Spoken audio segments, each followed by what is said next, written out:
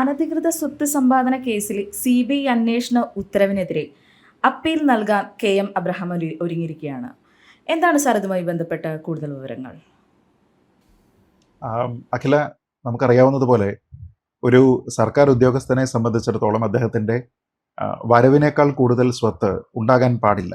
അതല്ലാതെ എന്തെങ്കിലും കുടുംബ സ്വത്ത് അദ്ദേഹത്തിനോ അദ്ദേഹത്തിൻ്റെ വിവാഹം ചെയ്തിരിക്കുന്ന ആളിൻ്റെ ഭാഗത്തു നിന്ന് അവരുടെ കുടുംബത്തിൽ നിന്നൊക്കെ കിട്ടുകയാണെങ്കിൽ മൂവബിൾ ആൻഡ് ഇമ്മൂവബിൾ പ്രോപ്പർട്ടി അതൊക്കെ വളരെ കൃത്യമായിട്ട് അവർക്ക് ഡിക്ലറേഷൻ ചീഫ് സെക്രട്ടറിക്ക് കൊടുക്കുകയും ഒക്കെ വേണം. അങ്ങനെ ഒരു പതിവ് നമുക്കുണ്ട്. അപ്പോൾ ഇതെല്ലാം തന്നെ കുറേ ചെക്സ് ആൻഡ് ബാലൻസസ് ആണ്. ഇതെല്ലാം ചെയ്യുന്നത് കൊണ്ട് ഉദ്ദേശിക്കുന്നത് നമ്മുടെ എക്സിക്യൂട്ടീവിൻ്റെ ഭാഗമായിട്ടുള്ള ആൾക്കാർ അവരുടെ അധികാര ദുർവിനിയോഗം നടത്തുന്നില്ല എന്നും അതുവഴി അവർ പണം സമ്പാദിക്കുന്നില്ല എന്നും അവരുടെ സ്വത്തൊക്കെ തന്നെ കൃത്യമായി ചെക്ക് ചെയ്യുമ്പോൾ അത് അവരുടെ വരുമാനത്തിന് അവരുടെ ശമ്പളത്തിന് പ്രൊപ്പോർഷനേറ്റ് ആണോ അല്ലയോ തുടങ്ങിയ ചെക്കുകളൊക്കെ നടത്തുന്നത് വഴി ആ ഒരു പബ്ലിക്കിന് ഇതിൽ വളരെ നീതിയുക്തമാണ് ഇവരൊക്കെ തന്നെ പ്രവർത്തിക്കുന്നത് എന്നതിനെ ഉറപ്പുവരുത്തുക എന്നുള്ള ഒരു ഉദ്ദേശം കൂടിയുണ്ട്. അപ്പോൾ അങ്ങനെ ഇരിക്കെയാണ് KM എബ്രഹാം എന്ന് പറയുന്ന ഉദ്യോഗസ്ഥൻ, അദ്ദേഹം റിട്ടയർ ആയതിനു ശേഷം ഇപ്പോൾ മുഖ്യമന്ത്രിയുടെ ചീഫ് പ്രിൻസിപ്പൽ സെക്രട്ടറി എന്ന നിലയ്ക്ക് പ്രവർത്തിക്കുകയാണ്. ഹോം ഡിപ്പാർട്ട്മെന്റ് ഒക്കെ തന്നെ കൈകാര്യം ചെയ്യുന്നുണ്ട്. അപ്പോൾ അങ്ങനെയുള്ള ഒരു ഉന്നത ഉദ്യോഗസ്ഥൻ 1982 IAS ബാച്ചാണ്. അപ്പോൾ അദ്ദേഹത്തിനെ സംബന്ധിച്ചിടത്തോളം ഒരു പരാതി ജോമോൻ പുത്തൻപുരയ്ക്കലിൻ്റെ ഭാഗത്ത് നിന്ന് ചെല്ലുകയാണ്. നമുക്കറിയാം, പല ഇത്തരത്തിലുള്ള കേസുകളിലും പരാതിക്കാരനാണ് ശ്രീ ജോമോൻ. അപ്പോൾ അദ്ദേഹം ഈ പരാതി കൊടുക്കുന്നതിൻ്റെ ആധാരം KM എബ്രഹാമുമായി ബന്ധപ്പെട്ട് അദ്ദേഹത്തിൻ്റെ 3 സാമ്പത്തിക ഇടപാടുകളാണ്. അതിലൊന്ന് തിരുവനന്തപുരത്ത് അദ്ദേഹം ഒരു അപ്പാർട്ട്മെൻറ്റ് വാങ്ങിയതിനെ ചൊല്ലി, 2 മുംബൈയിൽ അദ്ദേഹം ഒരു അപ്പാർട്ട്മെൻറ്റ് സ്വന്തമാക്കിയതിനെ ചൊല്ലി, മൂന്നാമത്തേത് അദ്ദേഹത്തിന് കൊല്ലം കടപ്പാക്കടയിൽ ഒരു ഷോപ്പിംഗ് കോംപ്ലക്സ് നിർമ്മിച്ചതിനെക്കുറിച്ച്. അപ്പോൾ ഇതിൽ ഈ ഷോപ്പിംഗ് കോംപ്ലക്സുമായി ബന്ധപ്പെട്ട അതിൻ്റെ കൺസ്ട്രക്ഷൻ ആണെങ്കിലും അതിൻ്റെ പണത്തിൻ്റെ ട്രാൻസാക്ഷൻസ് ആണെങ്കിലും ഒക്കെ നടന്നിരിക്കുന്ന പീരീഡ് 2014-15 ആണ്. അപ്പോൾ ഇത് വിജിലൻസിന് പരാതി കൊടുക്കുന്നു. അപ്പോൾ vigilance and anti corruption bureau ഇതുമായി ബന്ധപ്പെട്ട് പരിശോധനകൾ നടത്തുന്നു. ആ പരിശോധനകൾ നടത്തുന്ന സമയത്ത് ഈ കെട്ടിട നിർമ്മാണം, ഷോപ്പിംഗ് കോംപ്ലക്സ് നിർമ്മാണം എന്ന് പറയുന്നത് 2014-15 ആയിരിക്കുന്ന അതിനെക്കുറിച്ച് കൃത്യമായി പരാതിക്കാരൻ പറഞ്ഞിട്ട് കൂടി ആ ഒരു പീരീഡിനെ പറ്റി വിജിലൻസ് അന്വേഷിക്കുന്നില്ല.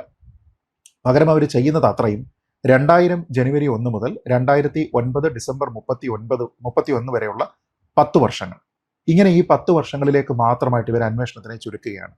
അപ്പോൾ ഈ ഷോപ്പിംഗ് കോംപ്ലക്സിന്റെ നിർമ്മാണം എന്നതിനെ അവർ പരിഗണിക്കുന്നതേ ഇല്ല.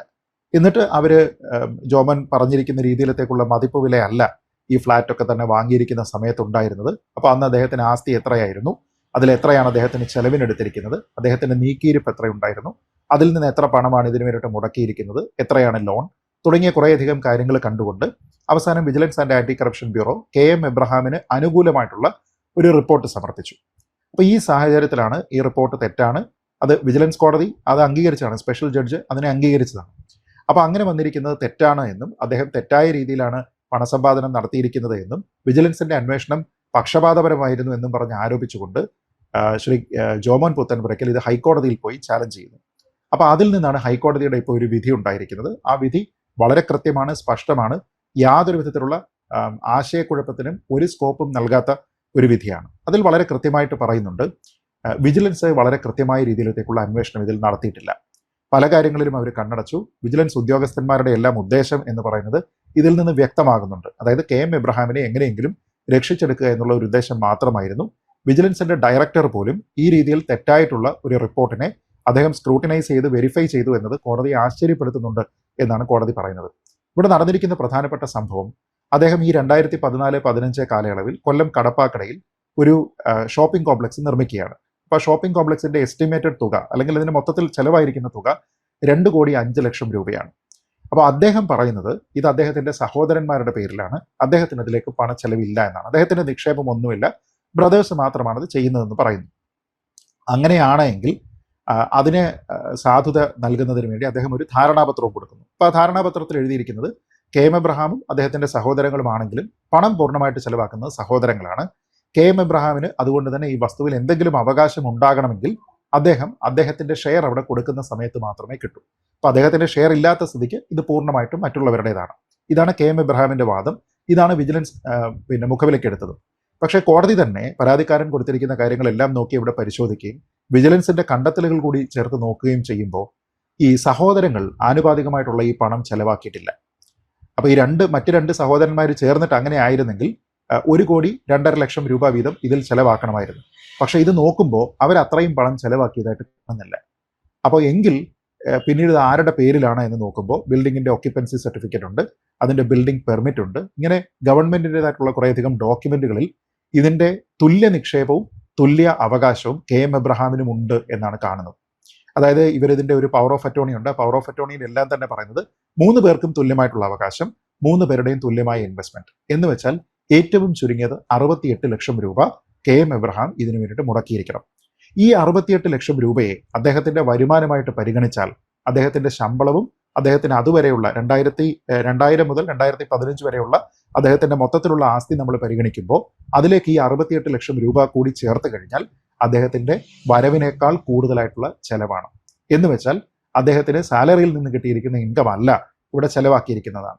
അപ്പോൾ ഉടനെ അദ്ദേഹം പറയുന്ന ഒരു ന്യായം അദ്ദേഹത്തിന്റെ ഭാര്യയ്ക്ക് വീട്ടുകാർ ഗിഫ്റ്റായിട്ട് നൽകിയിരിക്കുന്ന 100 പവൻ സ്വർണമുണ്ട് എന്നാണ്.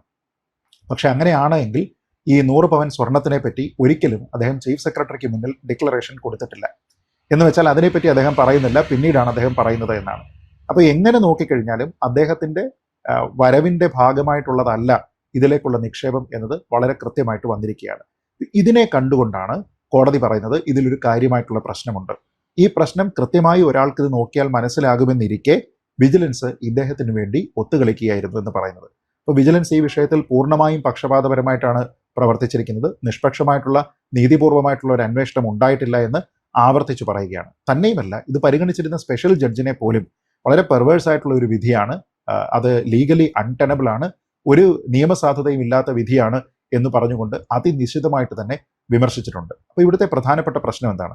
സർക്കാർ സംവിധാനത്തിലെ സർക്കാരിന് ഏറ്റവും വേണ്ടപ്പെട്ട ചീഫ് പ്രിൻസിപ്പൽ സെക്രട്ടറി സ്ഥാനത്തിരിക്കുന്ന ഒരാളെക്കുറിച്ച് ഇവിടെ വിജിലൻസ് അന്വേഷണം നടത്തിയിട്ട് അയാൾക്ക് ഹിതകരമായ രീതിയിലത്തേക്ക് റിപ്പോർട്ട് കൊടുക്കുന്നു. പക്ഷേ ആ റിപ്പോർട്ടിന് ആധാരമായിട്ടുള്ള എല്ലാ തെളിവുകളും അയാൾക്കെതിരാണ്. എന്ന് വെച്ചാൽ ഇവിടെ വിരൽ ചൂണ്ടേണ്ടത് KM എബ്രഹാമിനെതിരെ മാത്രമല്ല, സംസ്ഥാന സർക്കാരിനെതിരെ കൂടിയാണ്. സംസ്ഥാന സർക്കാരിന്റെ വിജിലൻസിനെതിരെ കൂടിയാണ്. വിജിലൻസ് എന്ന് പറയുന്നത് ആഭ്യന്തര വകുപ്പിന്റെ കീഴിലാണ്, മുഖ്യമന്ത്രിയുടെ കീഴിലാണ്. അപ്പോൾ അങ്ങനെയുള്ള ഒരു സംവിധാനം ഇങ്ങനെയാണ് പ്രവർത്തിക്കുന്നത് എങ്കിൽ മറ്റുള്ള കാര്യങ്ങളിൽ നമ്മൾ നോക്കും. ഉദാഹരണത്തിന് മുഖ്യമന്ത്രിയുടെ മകൾ, അവർക്കെതിരെ ഇതേപോലെ തന്നെ ഒരു വിജിലൻസ് അന്വേഷണം ഉണ്ടാകണം, CMRL വിഷയത്തിൽ വിജിലൻസ് അന്വേഷണം ഉണ്ടാകണം എന്ന് പറഞ്ഞുകൊണ്ട് പരാതി കൊടുത്തിരിക്കുന്നത് മാത്യു കുഴൽനാടൻ അടക്കമുള്ള ആൾക്കാരാണ്. അപ്പോൾ അതിലൊരു വിജിലൻസ് എൻക്വയറി വേണ്ട എന്ന് വിജിലൻസ് കോടതി തീരുമാനിക്കുന്നു, പിന്നീട് ഹൈക്കോടതിയും തീരുമാനിക്കുന്നു.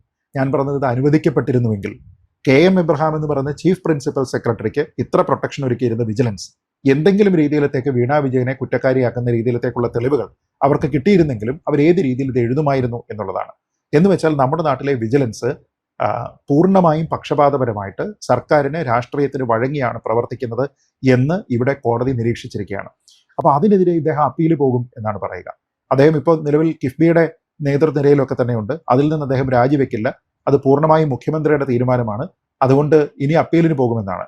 എനിക്ക് തോന്നുന്നില്ല അപ്പീലിന് പോയതുകൊണ്ട് എന്തെങ്കിലും പ്രത്യേകിച്ച് ഗുണമുണ്ടാകുമെന്ന് എനിക്ക് തോന്നുന്നില്ല. കാരണം ഇവിടെ ഫാക്ട് ഓൺ റെക്കോർഡാണ്, ഇതെല്ലാം തന്നെ രേഖാമൂലമുള്ള കാര്യങ്ങളാണ്. അദ്ദേഹം അവിടെ ഒരു ധാരണാപത്രം കൊടുക്കുന്നുണ്ട്, പക്ഷെ ആ ധാരണാപത്രത്തിൽ പറയുന്നതല്ല പവർ ഓഫ് അറ്റോർണിയിൽ പറയുന്നത്. അദ്ദേഹത്തിന്റെ ധാരണാപത്രവും ബിൽഡിംഗ് പെർമിറ്റും അതിന്റെ ഒക്യുപ്പൻസി സർട്ടിഫിക്കറ്റും എല്ലാം തമ്മിൽ ഒത്തുപോകുന്നതല്ല. ഇതിനൊപ്പം തന്നെ പറയേണ്ടുന്ന മറ്റൊരു പ്രധാനപ്പെട്ട കാര്യം അദ്ദേഹത്തിന്റെ ഭാര്യയുടെ അക്കൗണ്ടിൽ നിന്ന് നടന്നിരിക്കുന്ന വളരെ ഹ്യൂജ് ട്രാൻസാക്ഷൻസ് ആണ്. അപ്പോൾ ആ ട്രാൻസാക്ഷൻസ് നടത്തിയിരിക്കുന്നതിന് എന്താണ് വരവ്? വീണ്ടും ഈ കാര്യങ്ങളെല്ലാം തന്നെ വളരെ വിശദമായിട്ടുള്ള ഒരു എൻക്വയറിയുടെ ഭാഗമായിട്ട് വരേണ്ടതാണ്. അതുകൊണ്ട് തന്നെ CBI അന്വേഷണം ഇപ്പോൾ വന്നിരിക്കുന്നത് നീതിയുക്തമായിട്ട് തന്നെ ഇവിടെ നടക്കണം. KM എബ്രഹാം ഇതിൽ അപ്പീൽ ചെയ്തുകൊണ്ട് എന്തെങ്കിലും ഗുണമുണ്ടാകുമെന്ന് തോന്നുന്നില്ല. പക്ഷെ രാഷ്ട്രീയമായിട്ടുള്ള ഏറ്റവും പ്രധാനപ്പെട്ട കൗതുകം മുഖ്യമന്ത്രിയുടെ പ്രിൻസിപ്പൽ സെക്രട്ടറി ആയിരുന്ന ശിവശങ്കർ ജയിലിൽ പോയി കിടന്നുവെങ്കിൽ ഇപ്പോൾ ചീഫ് പ്രിൻസിപ്പൽ സെക്രട്ടറി ആയിട്ടുള്ള ഒരു വ്യക്തിക്കെതിരെയാണ് CBIയുടെ അന്വേഷണം ഉണ്ടാകുന്നത്. രാഷ്ട്രീയമായി ഇതിനെ എങ്ങനെയാണ് CPM നേരിടാൻ പോകുന്നത് എനിക്കറിയില്ല.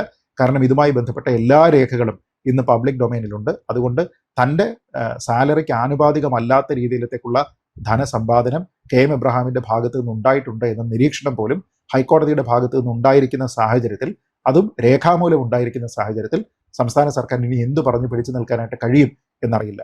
ഇനി KM എബ്രഹാം സർവീസിൽ തുടരുന്ന ഓരോ മിനിറ്റും ഓരോ മണിക്കൂറും സംസ്ഥാന സർക്കാർ അദ്ദേഹത്തെ അത്രത്തോളം പ്രൊട്ടക്ട് ചെയ്യുന്നുണ്ട്, ഇവിടെയുള്ള നീതിന്യായ കോടതികളുടെ വിധിക്ക് യാതൊരു വിധത്തിലുള്ള പരിഗണനയും നൽകുന്നില്ല എന്ന് മാത്രമുള്ള സന്ദേശമേ പൊതുസമൂഹത്തിൽ ലഭിക്കുന്നുള്ളൂ എന്നുള്ളതാണ് ഇതിലെ ഏറ്റവും വലിയ ദുരവസ്ഥ. Thank you sir. കൂടുതൽ വാർത്തകളും വിശേഷങ്ങളും നിങ്ങളിലേക്ക് എത്താൻ ABC മലയാളം സബ്സ്ക്രൈബ് ചെയ്യുക, ബെൽ ബട്ടണും അമർത്തുക.